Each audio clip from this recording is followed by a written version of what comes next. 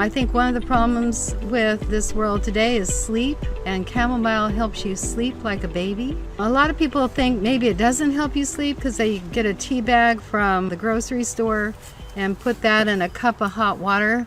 But actually it does help you, but you may need to use 3 tea bags. And you may need to let it sit for at least 10 minutes, maybe even a little bit longer. But definitely you should get a good night's sleep just from chamomile. A lot of people will get a good night's sleep from chamomile. Quick dovetail in here, super fast. Yeah. When I first met Chris Scott, my co-host for this podcast, who you guys know, but he told me that after he quit drinking, Chris would do 4 to 6 tea bags of chamomile. There you go. And he'd steep it for like 10, 15 minutes. And he would drink that. And I was like, whoa. Because I had heard you talk about chamomile and Dad.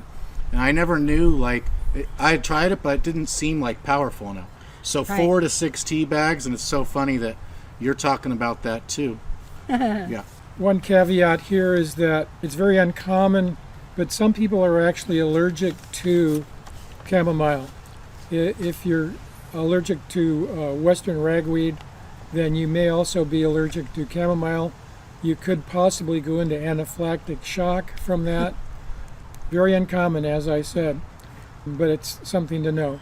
And most people have had chamomile before and know they don't react to it. The other thing is that chamomile is a nervine, and which means it is high in minerals that act as electrolytes in the body. And that's how they nourish and balance your nervous system. So it's going to be really important to make sure that the chamomile you're obtaining is organically grown, because commercially grown vegetables and herbs are grown in soils that are depleted of minerals.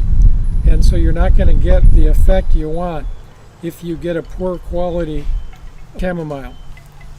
A big deficiency too when people are quitting alcohol or benzos and certain other drugs, whether they're natural, semi-synthetic, or synthetic, is they'll have GABA deficiencies, gamma aminobutyric acid, or butyric acid. My dad probably knows how to pronounce it. GABA, so that's our brain's natural Valium. It is an inhibitive neurotransmitter that slows down brain signals, so it kind of quiets your brain down. So it makes sense that drinking a big cup of it with tons of tea bags going to boost that GABA. And then I didn't even know that it had electrolytes, and I've been drinking electrolytes a lot lately, lots more water. So chamomile, there you have it, has electrolytes. Yeah. And you know, this is an herb that you can definitely grow in your garden, and then you'll be sure it's organic, right? I once had a big patch of chamomile, probably, 3 feet by 3 feet. And it was absolutely gorgeous, and it would call to me every day. It was so pretty out, all the little yellow flowers, and they would call to me every day. And finally I just went over and went, okay, I'm not too busy, I'm going to come sit by you. And when I sat by them, I just went, oh, I get it, you're looking at the sun. And they were so happy. So I call chamomile one of my happy herbs, and it seems to affect a lot of children that way too. You can give them chamomile baths. You can take a chamomile bath. You can drink a cup of chamomile tea. But it seems to be very soothing, not only to the nervous system, but to the stomach as well, and just helps everybody calm the heck down, right? How would one take a chamomile bath? Because almost daily I'm taking baths that have Epsom salts and other different types of salts, like Dead Sea salt, and plant essential oils with like a scented candle in there and beautiful instrumental music. How would one take a chamomile bath or add that to the bath that I was talking about?